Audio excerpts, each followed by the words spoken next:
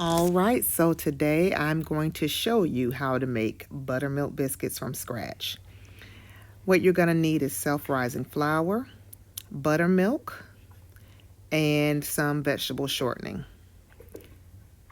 And any kind of vegetable shortening will do, although I do prefer lard. It makes a really great flaky biscuit. And there's our buttermilk. So I don't cook with measurements. It's really hard to explain to people, so I decided that showing you would help. So I have a bowl here and I'm just putting some self-rising flour in it. You won't use it all. And you'll see how this works. So the next thing we do, we're going to take our vegetable shortening and we're going to grease the pan.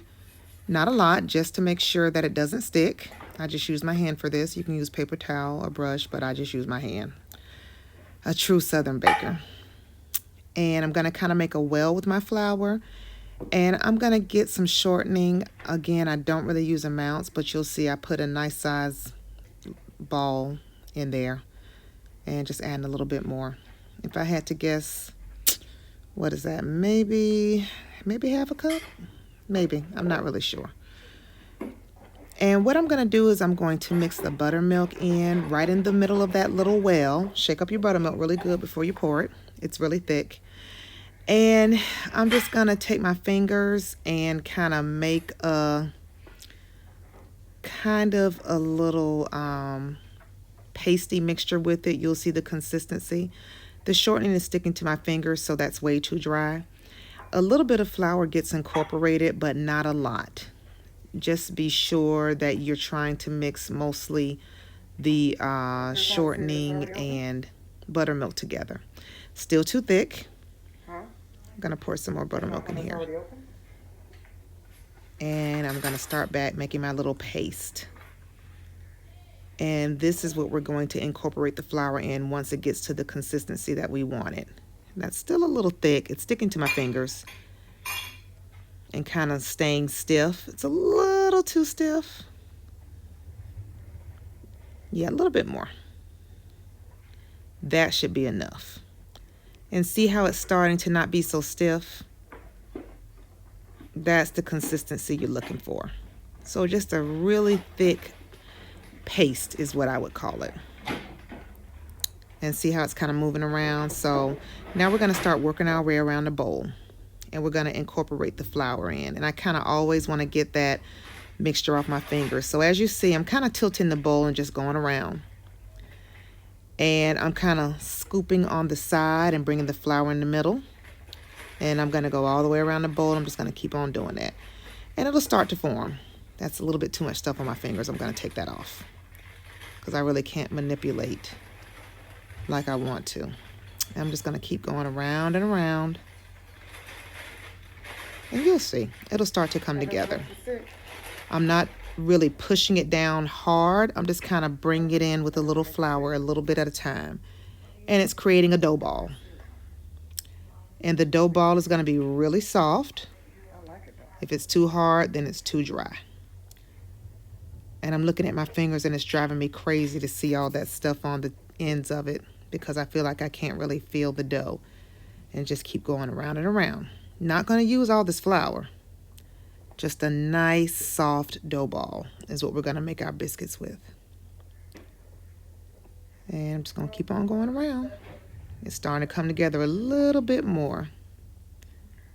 Gosh, seeing that mixture on the ends of my fingers is driving me crazy. I'm pretty sure that I'm going to stop in a little bit and get that off. Just looking at it makes me feel, I don't know.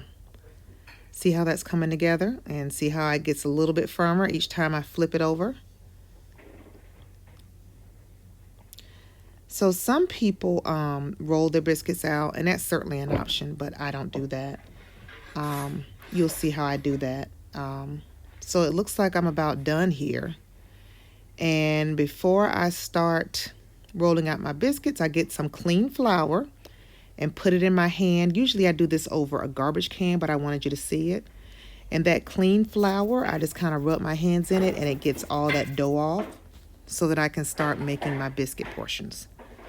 Like I said, usually I do this over a garbage can, but this just lets you see how that clean flour gets all of the biscuit mixture off your hands. That way you can start really rolling out your biscuit portions. Okay, so getting my hands all cleaned off. Yeah. And then once that's done, I can start rolling out the biscuits. I can't stand a lot of stuff on my hands. Yeah. Just get it all off. Okay. So this is the part I'm gonna start rolling out my biscuits. So how this goes, I flour my hands again, and I'm just gonna break off a piece of that dough. Yeah, it's nice and soft.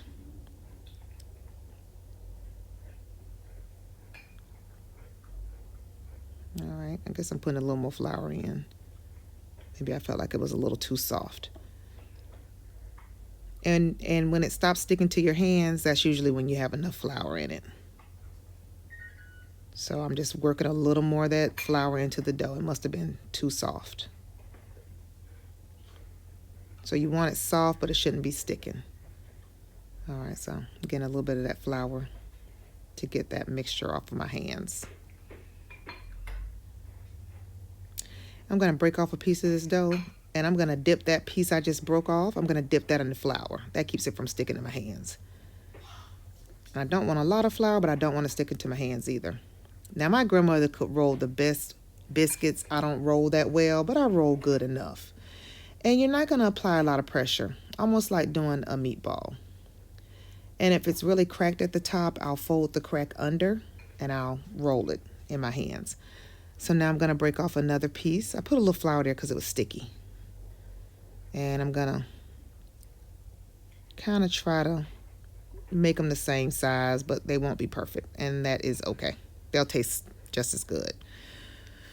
So as you see, I'm kind of tucking the bottom in, and that creates less cracks in the top. And I just kind of place it not right next to the biscuit, but just really, really close to it. And I'm going to do that for the rest of my dough until I run out of dough. Okay, I'm going to break off another piece. Dip it in that flour. And I'm going to roll. Just going to roll it a little bit. And as you see, I don't roll a lot. Like I said, my grandmother, she made the best biscuits in the universe. And she could roll them all out the same size. And her biscuits were perfect. So it looks like I stepped away again to get some of the mixture off my hands. It was probably a little sticky, which means that I could have probably used a little more flour in this dough. Like I said, you don't want it to be too hard. It's a soft dough, but you also don't want it sticking to your hands. So yeah, it looks like I'm adding in a little more flour as I go. And break off that piece, dip it in the flour. Same thing. Yeah, it's sticking to my hands, so that's why I probably stepped away. And see how I'm tucking in those little cracks under the bottom? It doesn't mean I won't have any cracks, I just have less cracks. And that looks like it's about maybe 2 more biscuits is what I'm thinking. Yeah, that's about 2 more biscuits, so we're almost done here. Now I'm gonna tuck that in. Yeah, I can tell it's sticking to my hands a little bit. So this mixture probably could have used a little more flour, but it won't hurt anything. There we go. And it looks like there's, well, that's a big biscuit for one biscuit. Yeah, I broke it off. Kind of figured that was kind of big. And I'm gonna do the same thing again. Add a little flour because it's sticking. Tucking in those cracks under the bottom. And looks like we're gonna put one more in there. Yep, we can squeeze one more in there.